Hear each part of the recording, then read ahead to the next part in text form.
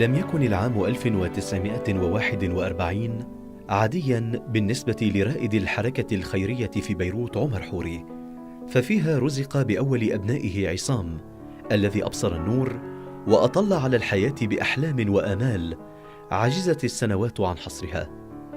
الحكمة والمثابرة اللتان تميز بهما عصام حوري على مقاعد الدراسة في رحاب مدارس المقاصد وشذا صنوبرها ورصانة أجواء كلية التجارة في جامعة بيروت العربية بعيد تأسيسها، إلى جانب طموحاته الكبيرة على دروب الحياة، سمحت له بشق طريقه بانسيابية عصامية مميزة.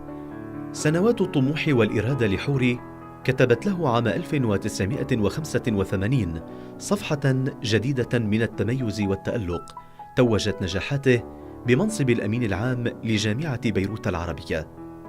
هنا عرف حوري أن لون المرحلة يعد بالكثير من التحديات، فخاضها بجرأة استثنائية وجهد جبار، نهض من خلاله الجامعة إلى مرحلة تحديث وريادة كانت فيها قبلة الطلاب العرب، وكانت فيها والعاصمة بيروت وجهين حضاريين رائعين.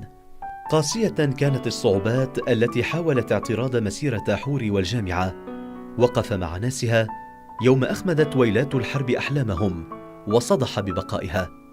أبدع في رعاية الفعاليات التي قالت لكل من يهمه الأمر أن في بيروت صرح للعلم ينبض بالحب والوفاء. رفض عصام حوري دوما أن يكون إداريا كلاسيكيا، وفضل بقاء الجامعة بالنسبة إليه واحة للإبداع لا مقرا وظيفيا. كان محاورا ومناقشا وحكيما، يتحلى برؤية شاملة وعين ساهرة على أدق التفاصيل. أبدع عصام حوري بتحويل يومياته في جامعة العرب، كما كان يحلو لقلمه ولسانه تسميتها، إلى أحداث مضيئة بحد ذاتها، فهو بين محبيه الأمين العام الأنيق واللبق الذي يعتني بكلماته كما يعتني تماما بإطلالته المشرقة في كل مناسبة أو حدث.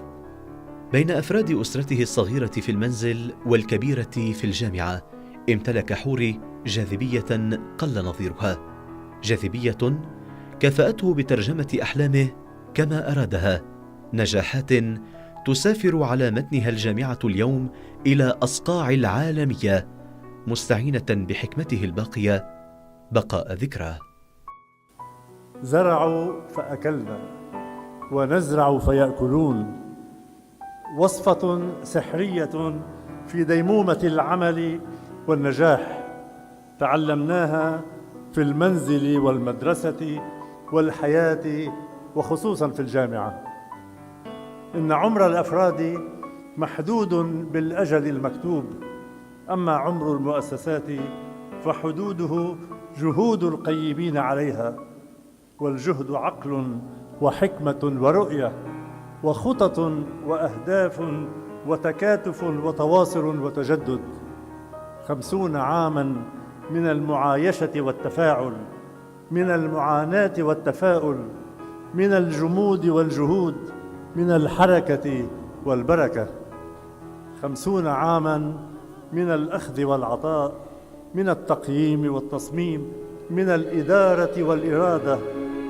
أقف معكم اليوم وقفة عز وافتخار، خاتماً كلمتي مهنئاً جامعتي، فإلى الأمام أيتها الجامعة. شكراً.